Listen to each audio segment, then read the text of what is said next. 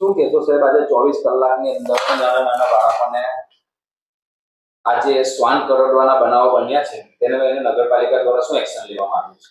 આજ રોજ નગરપાલિકાને જેવી જ માહિતી મળી કે કૂતરાઓ નાના નાના ભૂલકાઓને કરડી ખાધા છે, એટલે તાત્કાલિક નગરપાલિકા જે કૂતરા પકડનાર જે ટીમ હતી એને તાત્કાલિક બોલાવીને જે હડકવાના લક્ષણો ધરાવતા 2 કૂતરાઓ તેમજ અન્ય જે 9 કૂતરા એમ કરીને કુલ 11 કૂતરાઓ પકડેલ છે, તેમાં 2 કૂતરાઓને આઈડેન્ટિફાઈ કરીને અલગ રાખેલ છે. બાકીના 9 કૂતરાઓને અમે જંગલમાં દૂરના વિસ્તારમાં છોડી દીધેલ છે. અને બાકીના જે 2 કૂતરાઓ જે છે જે હડકવાના લક્ષણો છે એને અમે આવતીકાલે પશુ ડોક્ટરને બતાવીને એની અમે શું કરવું એના માટે અમે આગળ વિચારણા કરીશું. બીજી બાજુ સાહેબ, કેટલાક લોકો આ શ્વાનને જે ટોળે બંધ ભેગા કરીને સાહેબ જે કૃત્ય કરી રહ્યા છે તે બાબતે શું કહેશો?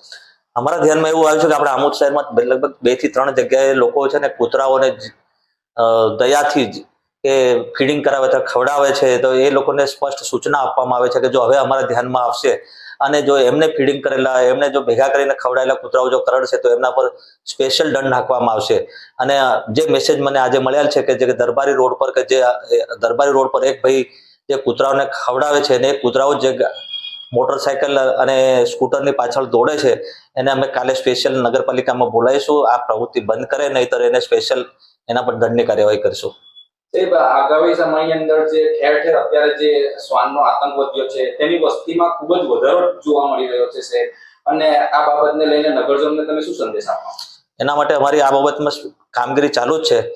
કૂતરાઓને સ્પેશિયલ ઝોન બનાવી એને પ્રોટેક્શન સાથે રાખવા માટે અમારી નેક્સ્ટ કાર્યવાહી ચાલુ જ છે.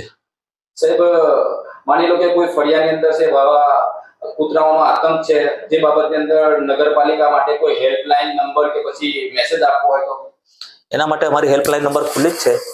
તેમજ જો કોઈક એવું હોય તો સ્પેશિયલ મારો નંબર તેમજ અમારે જે પંડ્યાજી છે નરેશ પંડ્યા એનો નંબર પર ગમે ત્યારે ફોન કરો. અમે આ બાબતમાં કૂતરા પકડનારી ટીમ અમારી 24 કલાક તૈયાર જ છે. અમે એમને કઈ બી આવી તકલીફ હશે તો અમે તાત્કાલિક મદદ માટે દોડી જઈશું.